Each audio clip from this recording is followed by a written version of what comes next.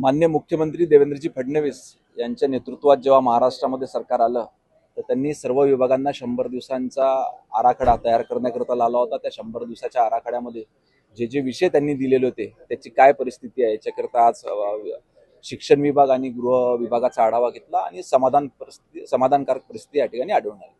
परंतु राज्यमंत्र्यांना अधिकार दिले जात नाहीत अशा प्रकारची चर्चा आहे।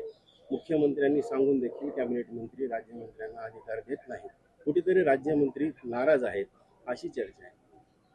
आम्ही राज्यमंत्री तर नाराज नाही, इतक्या चांगल्या सुविधा आहे, इतक्या आम्ही बैठका घेऊ शकतो, इतके चांगलं काम करण्याचा स्कोप आहे, चांगल्या पद्धतीनं काम करतो आहे, त्याच्यामुळे अशी परिस्थिती आमच्याकडे तर नाही आहे। राज्यमंत्र्यांना धोरणात्मक निर्णयामध्ये सहभागी करून घेतलं जात नाही अशी चर्चा आहे। नाही जे पाहिली आहेत त्या कॅबिनेट मंत्र्याकडून मुख्यमंत्र्याकडे जातात तर राज्यमंत्र्यांना तिथं कुठेही इन्व्हॉल्व केलं जात नाही असंही आहे।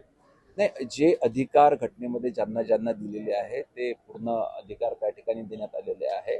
असं एखाद्या विभागामध्ये किंवा एखाद्या मंत्र्याकडे झालं असेल तर निश्चितपणे तो मार्ग माननीय मुख्यमंत्री काढतील। पाचही राज्यमंत्री नाराज आहेत अशी चर्चा आहे। 5 ने राज्यमंत्री 6 आहेत आणि 6ही खुश आहेत। एबीपी माझा, उघडा डोळे बघा नीट।